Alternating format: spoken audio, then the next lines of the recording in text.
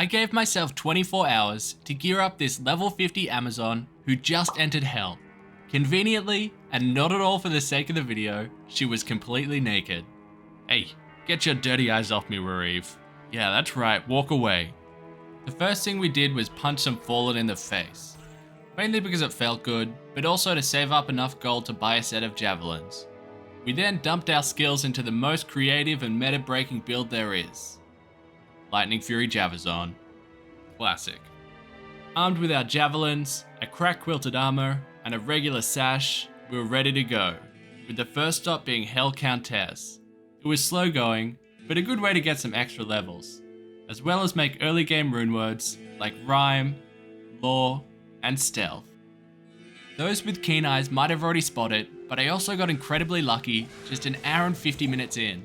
Oh, Chances! What a find! Oh, okay, so the roll here is so important. Come on. Oh, 39! One off perfect! That over doubles our magic find. This is honestly one of the best things we could have found. And something you'll probably never see in my videos ever again. But that's the beauty of starting naked. The bar is on the floor. Oh, Sig's belt! Sig's belt is actually really good. Hey, get out of here. This gives life and fire res. Like, that's a great belt. I don't care what they say, that's a great belt. The last thing from the tower was this brandy, but more on why this is so useful later. Next up was the pit. It's a great level 85 area, with relatively easy mobs to kill, and a super chest at the end. Just 5 minutes in, and we scored ourselves a unique monarch. Get out of town! Storm Shield with 74 magic find. That's unbelievable. That is unbelievable. But then there wasn't much for well over an hour, so I decided to sink a few perfect topazes into a 3-socket helm to really crank up the magic find. We got lucky with a shrine spawn right next to the entrance to the pit, which helped us get these P-gems so early. And just 24 minutes after putting on our new hat, we found a unique amulet. Seraps! No way! 2 to all skills! Wait, that's so good! That's incredibly good. That's a massive boost to our damage. Ooh, baby! I'm thanking the hell for that one. After 2.5 hours in the pit, I decided to progress the story to our next farming location. Duriel. Nah, I'm just kidding. It was Mephisto, of course, and on the very first run, he came up with the goods. Oh, no way! No way! Success. Yes! Oh, you've got to be kidding me! This rolls 2 to 4. 3. I mean, I'd take a 3. I'd also take a 2. I still can't believe that just happened. It seemed like Mephisto was the place to be, so we stayed there for a few hours. We picked up a Tal's helm, gold wrap, and a decent pair of rare boots. But the next really big find wasn't until we were a smidge over 7 hours in. A unique demon head dropped along with another unique amulet. Wait, that's insanely good. That's insanely good. 8 to 10 is the most important roll. Oh, 8, 134, and 30 on the strength. Okay, not an amazing roll, but still an amazing find. Still an amazing find. Anything but Nokazan and Oak, and we're golden.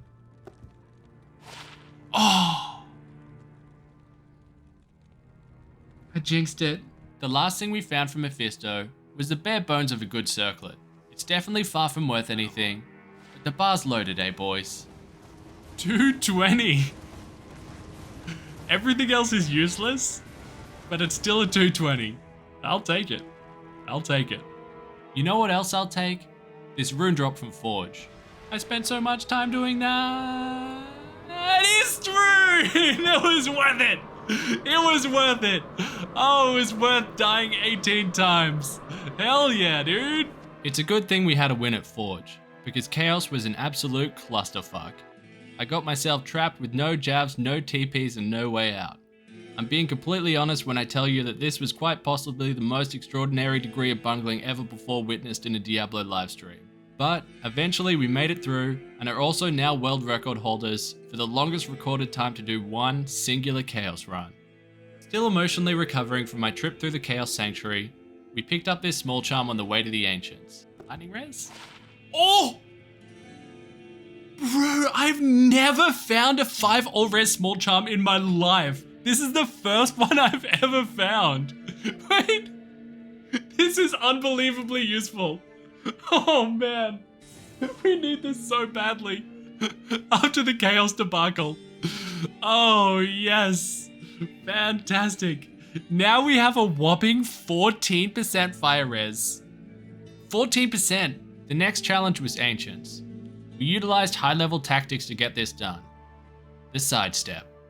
The trick is you always want to make sure the immune monster is stone-skinned. This will mean your mercenary kills him as quickly as possible. Just 18 minutes later, and we were done. I hope you're taking notes, Kano. After taking down Bale, we'd finally unlocked Terror Zones, and on the very first Pindle run, we scored ourselves a unique Grand Charm. I got really excited and then I realized he was terrorized, so I got less excited because a Gauge would be insane. Oh, that's also insane. Perfect Cold Thunder Charm. My boy Pindle coming through. All right, we'll do a couple more Pindles. Just a couple more, I think that's a good omen. A couple more Pindle runs turned into another hour and a half, with the only notable find being this unique ring that dropped not long afterwards. Oh, no way! Wait, jewelry from Pindle is so rare. Carrion Wind. I did not expect that. In fact, I've got no idea how to feel about that. I mean, I'm just glad it's not a Menald, to be honest. But it's also not useful. It's not very useful at all. After running Pindle into the night, I decided it was time to try and get our hands on a torch. To do this, we're going to do what I recommend everyone does. Copy people that are smarter than you. In this case, Kano. He's the mastermind behind this strategy, and I strongly recommend you check out his channel. I'm going to explain the basics, just so you can follow along, but I really don't want it to get twisted. I'm just a regular schmuck, and I didn't come up with any of this. The first thing we had to do was farm the keys. It took 1 hour and 33 minutes to farm the H keys, 2 hours and 12 minutes to farm the D keys, and 1 hour and 23 minutes to farm the T keys. During this period I also picked up a Summoning Skiller, a 20 Lifer, Natalia's Boots, and Laying of Hands. We also laid hands on a bunch of runes to make some incredibly useful rune words moving forward. We made a Harmony for the Revive charges, an Obedience for the Crushing Blow, a Smoke for the 50 all res, and just for good measure, a Duress. Yep, we found an rune. Unfortunately, we didn't find a Lem rune, which meant we couldn't make a Treachery for the Fade pre-buff, but what we did find was a bunch of Ire runes. This meant we could cycle through the new helms, based on whatever the situation called for at the time. With the keys and gear in order, it was time to use a respec. The important bit here is we didn't use the Hell respec. We need to save that for later. I chucked enough strength and dex in to equip our gear, and then dumped the rest into vitality. With the skills, I maxed Immolation Arrow and its 2 synergies, and with the remaining points, put 15 into Valkyrie, 1 into Critical Strike, and dumped the rest into a Void. There's almost certainly a better way of doing this though. The next step was to look for a map with a good density of these maulers, or as I like to call it, good fatty density. These bros are going to make up the foundation of our Revive army using the Harmony bow. Once we'd found our map, it was time to open up the minor portals, which commenced the luring phase. Ideally, we want to lure back each of the miners to the red portal. We got a bit unlucky here, because Duril normally spawned right next to it, but of course, this time he didn't. This meant we had to use a combination of Decoy and Valkyrie to lure him back, but leave the other enemies behind. Luring Izzy is probably the funnest bit of this whole process for me. I don't know what it is, but I always just find it so entertaining. We used Valkyrie to help position the enemies where we wanted them, and a Telestaff to jump between platforms. Once you aggro Izzy, he teleports between platforms, which is remarkably useful for luring him back. It's probably a good idea to chug on a couple of thawing potions before doing this, because it's easy to get clipped by his Cold Nova. Thawing potions increase max cold res by 10 and grant 50 cold res for 30 seconds each time you drink them. But the duration stacks, so it can be a good idea to chug on like 20 of them at once. Same goes for antidotes. Izzy was being such a pain here. We'd lured him all the way to the red portal, but he just refused to make that last jump. So eventually I just ran round and got him. Unfortunately, Lilith didn't go as smoothly as the other two. The map would have made it really annoying to lure her back to the red portal, so instead I compromised and cleared out this little nook for us to fight her in. I then proceeded to lure her into the nook. The only difference here is it essentially means we have to keep up this town portal, so we can't TP our army out of the Durance of Hate. This is suboptimal because revives only last for 180 seconds. Unlike I've done here, you ideally want your army to be made up of close to 20 maulers. That's because these guys are tanky and have a 25% chance to cause crushing blow on hit. It can also help to get an Act 3 mercenary, which can enchant your maulers, giving them an attack rating boost, meaning they're more likely to get off their crushing blow. The Andy fight was not clean. It took me 3 separate armies to finally get her down. I ended up having to fang it through Travancore to get to and from Durance of Hate level 1, because I already used up all of the fatties close to the waypoint on level 2. Ideally, we want all of the fatties stacked on top of each other like they are now. Sometimes going in and out of a portal can help with this, but sometimes they just don't read the script.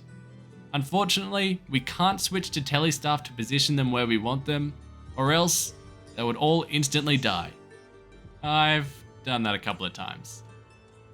With Lilith down, I repaired the revive charges in our Harmony bow using an Ort and a chip gem in the cube. It helps to have a few of these saved up because repairing normally is unbelievably expensive. I then built up another army and took it to Izzy. This fight normally goes pretty smoothly. Just like Andy, let your maulers do the work while you hang back and fire off immolation arrows. Once Izzy was down, I didn't even bother to pick up the brain. I fanged it straight to the Forgotten Sands to get maximum value out of these revives before their timer ran out. Unfortunately, the Duriel fight didn't go as smoothly as I would have liked either, and the revive AI was driving me insane. He's right there! Why did you split? So frustrating. I finally got the army stacked and attacking Duriel like we want them. And then their timer ran out. But thankfully, we were able to finish off the job with one last army and the damage from immolation arrow. Oh, that was unreasonable. With the miners down, I made a new game and looked for another map with good fatty density. In preparation for Mephisto, I also decided to switch to ground because of the lightning absorb and lightning resist. Ideally, you want your lightning resist up around 300 because you get minus 100 for being in hell and a further minus 125 from Mephisto's conviction aura. After summoning the final portal, I built up an army of trash mobs. The reason why you do this is if Mephisto has a lot of minions around him, he won't summon minions of his own. We then used our Valkyrie to lure out Mephisto. For a schmuck like me, this pull is make or break, but thankfully, this time it went smoothly. I'm trying to lure him a bit closer to the red portal here, but I need to be careful, because if I run too far away, then he's just going to start summoning his minions. Eventually, I decide he's good enough where he is, and head off to revive the final army. Mephisto must have felt sorry for me bumbling around during miners, because while I was amassing our army, he moved himself into almost the perfect position. The fatties are great for this fight, not only for the crushing blow, but also for their super high natural lightning resistances. Ideally, you want to position yourself behind a wall of fatties and not face on with Mephisto to minimize the chances of catching a stray. When he finally went down, I breathed a sigh of relief, because I knew that not even I could schmuck it up from here. After I was done counting my chickens, I hit up Akara for the final respec. With the attributes, again, I chucked enough strength and dex to put on our gear, and then just dumped the rest into vitality. With the skills, I put 11 into Impale. According to the Mastermind Kano, you can do this with a bit less, but I'm a creature of habit, so I just stuck to 11. I then put 1 into Dodge, Avoid and Evade, and then dumped the rest into Charge Strike and its synergies. With the gear, I swapped out the Harmony for an Obedience, and I personally like to wear a Hearth for the Bale fight, and a temper for the Diablo fight, but the most important thing is that we had a source of poison or open wounds. In this case, we had both, because we got super lucky with that rune, which meant that we could make a duress. The reason why poison or open wounds is so important is because when an enemy is affected by either of these, then they won't be able to heal. I snuck round to the back of this house to debate out Bale, and then lured him up to the top right of the map. Now this is only going to work if you speak to him like a puppy while you do it. There we go, so clever! I then rounded up Bale's minions and trapped them in this house. It was nice to have rudimentary AI working for us for a change. You want to fight Bale up near this river. If you fight him further down, then his trapped minions will just start summoning meteors on top of your head. The strategy here is super simple. Initially, you just keep hitting him with Impale. This will slow him, and the crushing blow will bring his health down super quickly. Because Impale damages your weapon, you'll need to go back to town to repair it, at least once. Once Bale's health is down to a sliver, then you alternate between Impale and Charge Strike to finish him off. Too easy. Too easy. After polishing off Bale's remaining minions, we pretty much do the exact same thing for Diablo. Just like Nightmare and Hell Diablo, you want to be right up close to him, so his lightning attack goes over the top of your head. If you don't have a source of Can't Be Frozen, it also helps to bring in thawing potions, so when he hits you with his cold palm, you can immediately get the freeze effect off. Just a lowly 7 hours and 12 minutes after starting farming keys, we finally had our torch. There it is! There it is! Yeah, baby! We got it. We got it.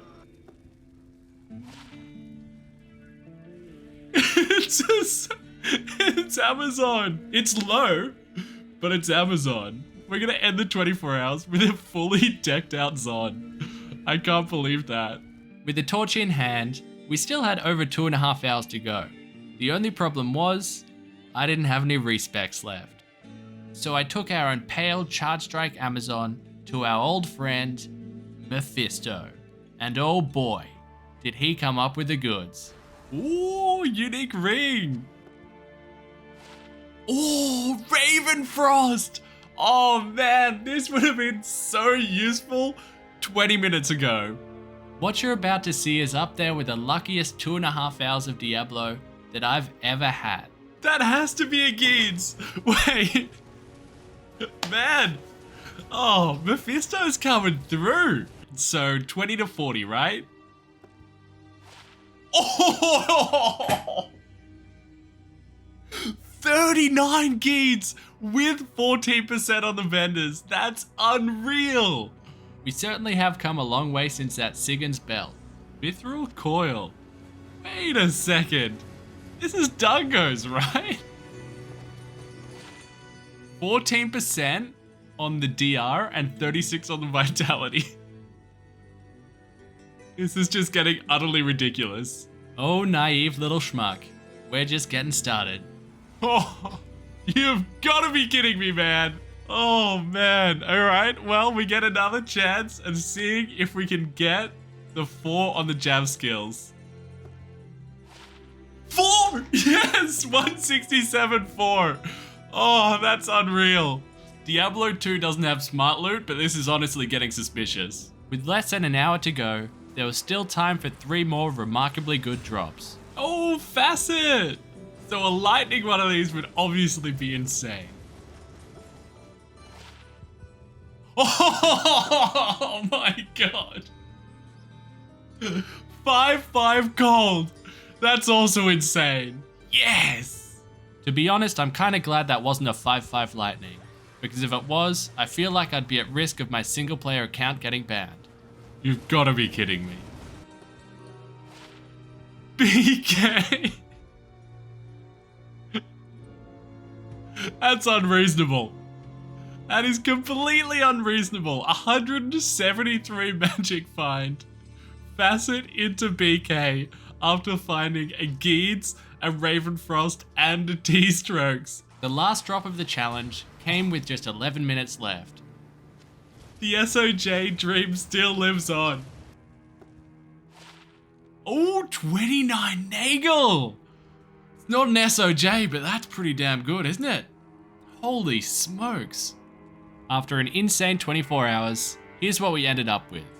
T-strokes, Storm Shield, on Switch, another T-strokes, and a Spirit, Andaril's Visage, Seraph's Hymn, Duress, Nat's Boots, a BK Ring, Dungos, Ravenfrost, Laying of Hands, honorable mentions to Chansey's, Nagel Ring, Carrion Wind, the Istrune, and the 5/5 Facet. As far as charms go, we had the perfect Cold Sunder, Geed's Grand Charm, the 5 all-res Small Charm, and of course, the Amazon Torch.